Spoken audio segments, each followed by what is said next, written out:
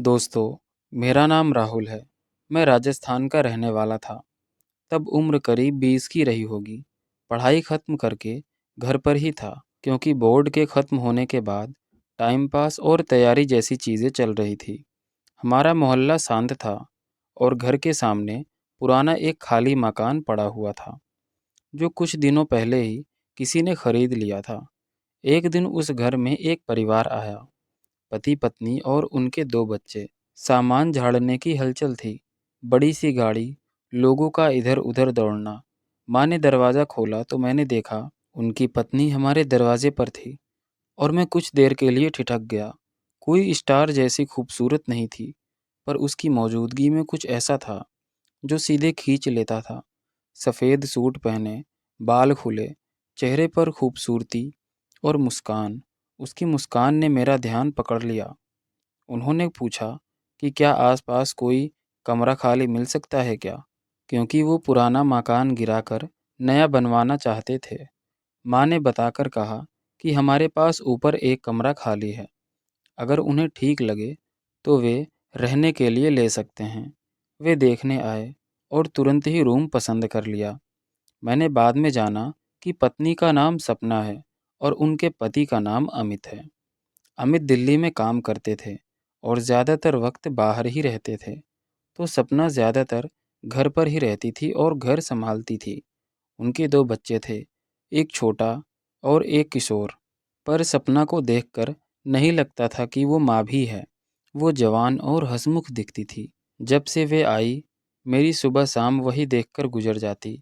मैं छत पर कॉफ़ी लेकर खड़ा रहता और वे बालकनी में पौधे सींचती। कभी कभी हमारे नज़रें टकराती और दोनों तरफ हल्की सी मुस्कान चली जाती। धीरे धीरे हल्की फुल्की बातें होने लगी। पानी चाहिए या किसी दिन आएंगे चाय पर। ऐसे छोटे छोटे पल हमारे दिन बन गए। हमारा रिश्ता शुरुआत में मासूम रहा, पड़ोसी की सालिन सी, पर मेरे दिल में जो हलचल उठती वो चुप नहीं रहती थी। सपना भी कभी कभी कुछ देर के लिए रुककर बात कर लेती। मैं अक्सर उसकी बातों में खो जाता। उसकी हंसी, उसकी अनियोजित छेड़खानी, वो टोन, सब कुछ मेरे अंदर खिंचाव बढ़ रहा था।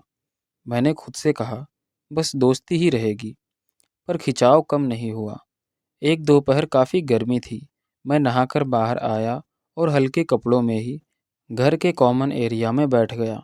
उसी वक्त सपना भी बाहर आई और अचानक से न जाने कैसे हम टकरा गए।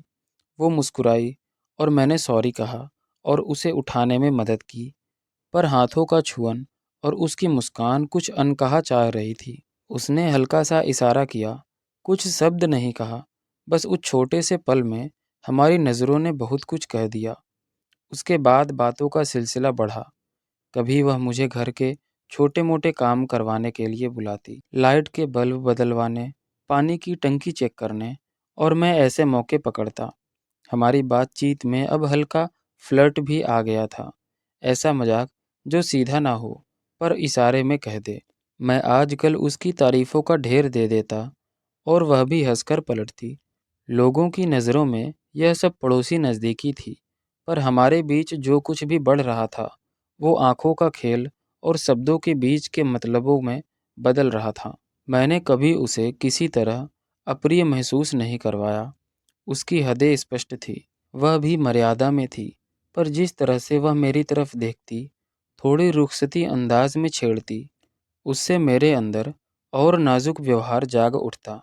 एक दिन उसने कहा कि अमित के काम की वजह से अक्सर अकेलापन रहता है और वे चाहती हैं कि कोई ऐसा मिल जाए जो उनकी बातें सुन ले। मैंने बिना झिझक के कहा, मैं हमेशा सुनने के लिए हाजिर हूँ। उन्होंने हल्का मुस्कुराकर कहा, चलो ठीक है, वैसे भी नीचे तुमसे बात करना मज़ेदार है।